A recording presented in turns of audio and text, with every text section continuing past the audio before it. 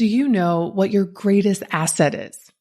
I can tell you it's not your 401k or your house or your car. It is the one thing that's creating your entire life. And in this episode, I'm going to talk about how to care for it. So let's dive in. Welcome to the School of Self-Image, where personal development meets style. Here's your hostess, Master Life Coach, Tanya Lee. Hello, my beautiful friends. I am on fire today. I have been meeting with my team. I have been working with my accountant. I have been planning content for some things that are coming up in September. I love running a business. I love working. I love creating. And more than anything, I love serving you all. Recording this podcast every week is one of my favorite things to do. And just thank you for all of you who reach out on Instagram, which, by the way, if you're not following me on Instagram, what in the world? Go to Tanya Lee. That's TonyaleIGH and follow me. But I love getting your messages telling me how certain episodes have impacted your life. I love reading the reviews that you leave on iTunes. They mean so much to me. And so you are the reason why I do all of this.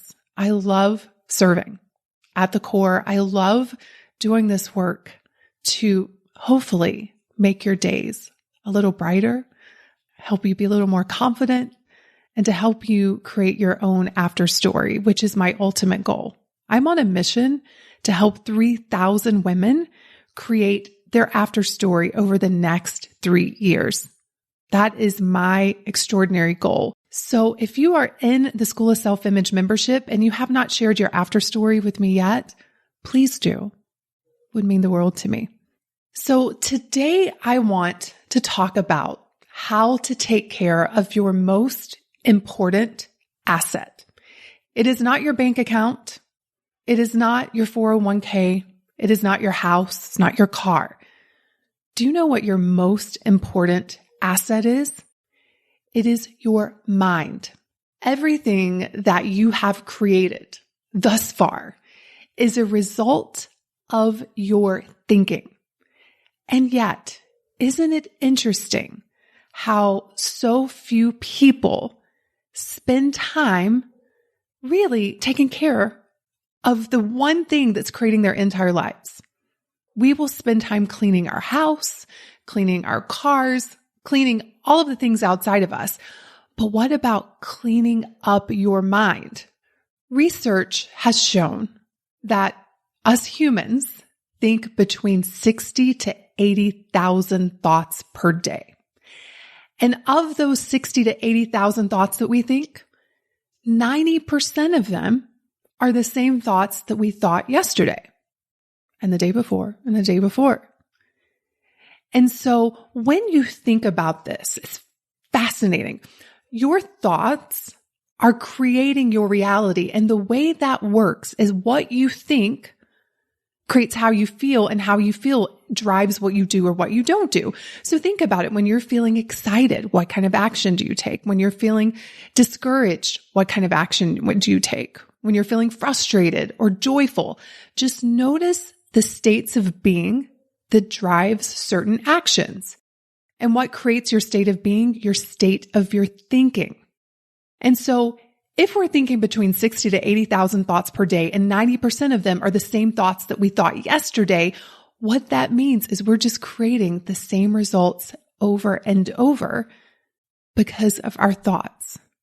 And this, my friend, is why you must take care of your mind. So I thought in this episode, I would just share some of my own personal practices of how I take care of my most important asset. And there are many ways that we can do this.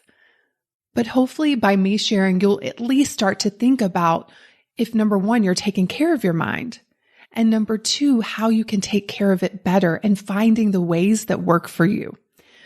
So for me, one of the ways that I take care of my mind is through journaling. It is powerful to actually look at what you are thinking. it is helpful to think about what you think about. Do you ever do that? Do you ever just stop and say, what am I thinking right now?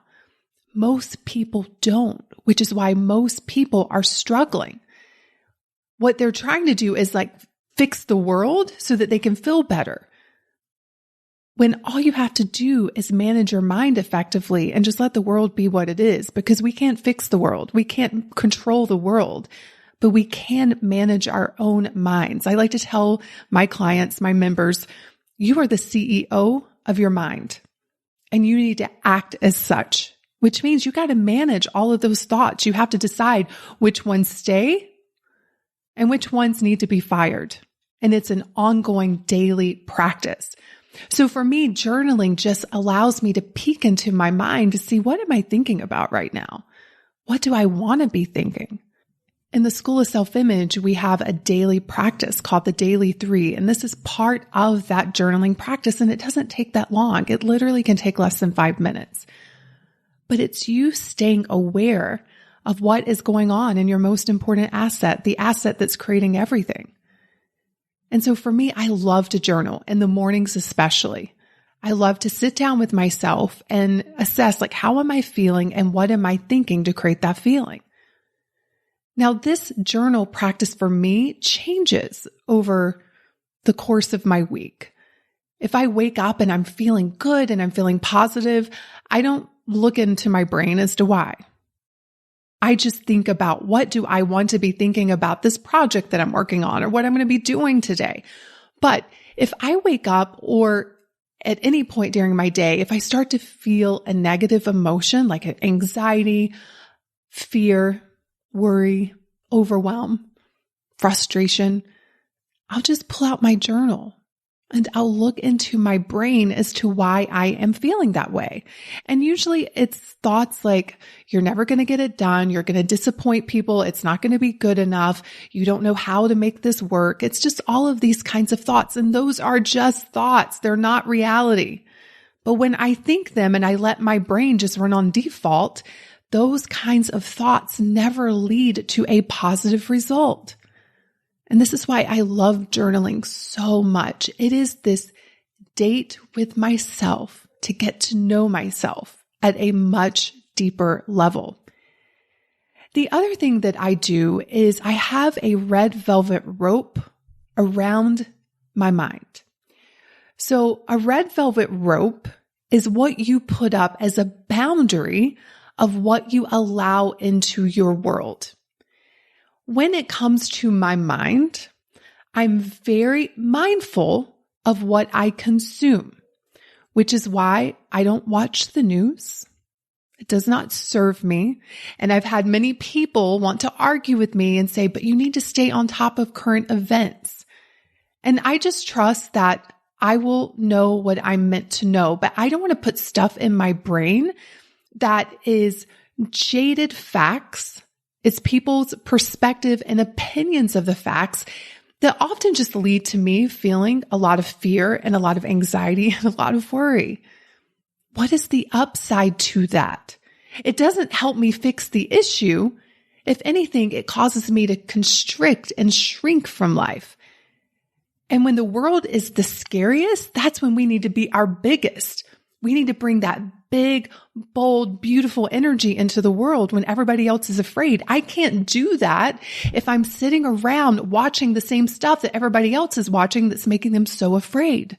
Also, I pay attention to what I am consuming through books, through TV, through music.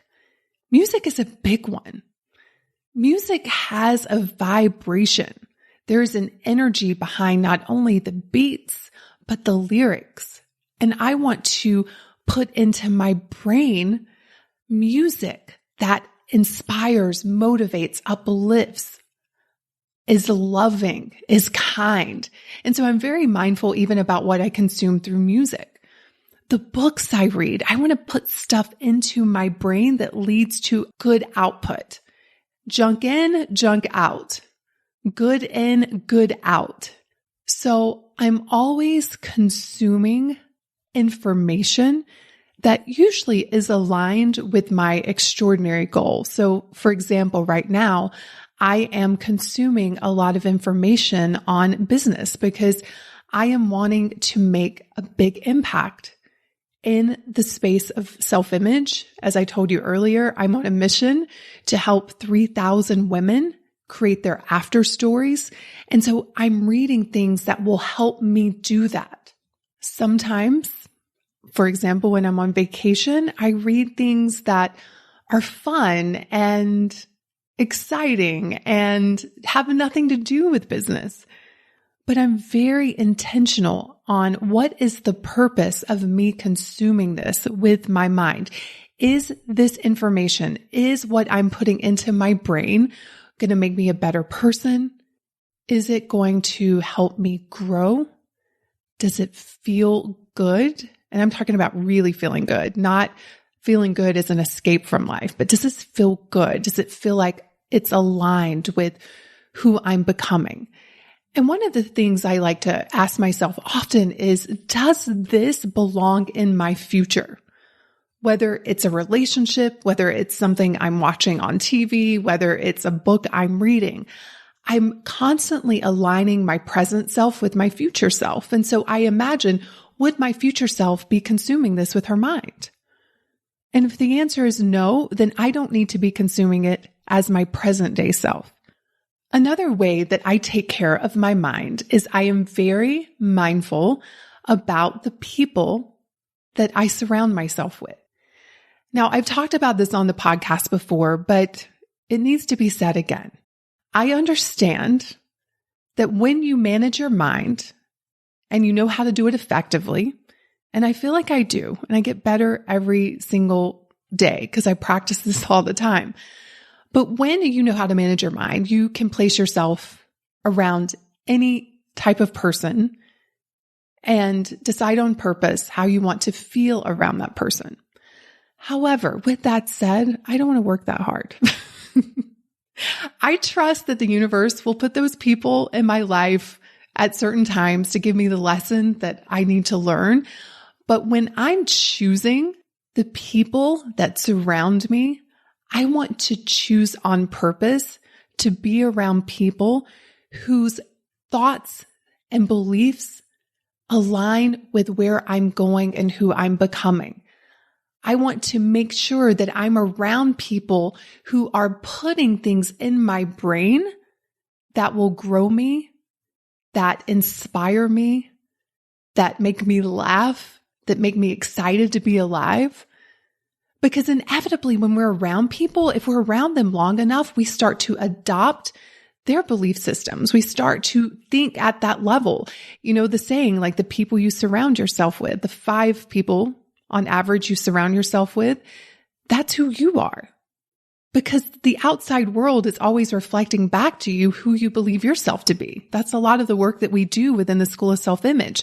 So I want to place people around me that reflect back to me who I'm becoming and what I'm capable of. And that is one of the ways that I take care of my mind.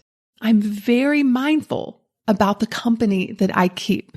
Another way that I take care of my mind is through diet and exercise. This is more on a physiological level, but it also impacts me emotionally. I've noticed on the days when I exercise and I'm eating well, I emotionally am in a better state. It's so much easier to think a certain way when I am taking care of my body. Have you ever noticed when you're not eating well and you're not moving your body, how emotionally you can just start to spiral out of control? When you're taking care of yourself physically, of course, there are things that are happening in your body on a cellular level and hormonally, but there's also an emotional component to this, because when you're taking care of yourself physically, you're giving yourself data like, I deserve my own care. I'm taking exquisite care of myself. And these kinds of thoughts, they become compounding. It's so much easier to start to think positive thoughts when you're taking care of the basics of taking care of you. Another way that I take care of my mind is through meditation. Now, meditation is an interesting thing because the people who struggle with it the most are the ones that need it the most. And that would be me. I've struggled with meditating. However, I have made it a point every single day to take 2 meditation breaks for 5 minutes where I just sit and watch my thoughts. I don't even try to get to a quiet mind. I think the pressure of trying to have a quiet mind makes your mind way more noisy. I just sit there for about 5 minutes and just watch the thoughts go by. And I'm like, that's an interesting one. Okay. Right? And I just do that 5 minutes twice a day. I also love using my Muse headband. If you are on my email list, you get the edit. I included the headband in the issue that came out today, which, a little interjection, if you're not on the email list, what in the world? The edit is so much fun. It comes out every Wednesday. We have different sections on how to create oat habits. We have a section of my diary, what's going on in my life, the thought of the week. It's so much fun. So make sure you go to schoolofselfimage.com/edit so that you don't miss an issue. It comes out every Wednesday. And I included the headband that I use in today's edit. But I love this headband because it allows me to gamify meditation, which I sort of like. It gives you biofeedback as you're meditating so you can see what your brain's doing. That's the nurse in me. I love data. I love the science behind it.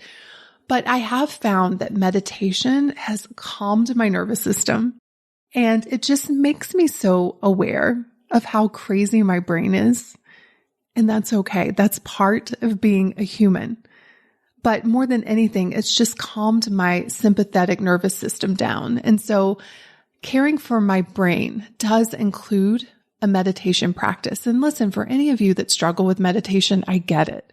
Find a practice that works for you and don't put pressure on yourself to do it perfectly. You can't get it wrong. And start out with just 5 minutes a day of just sitting and watching your thoughts.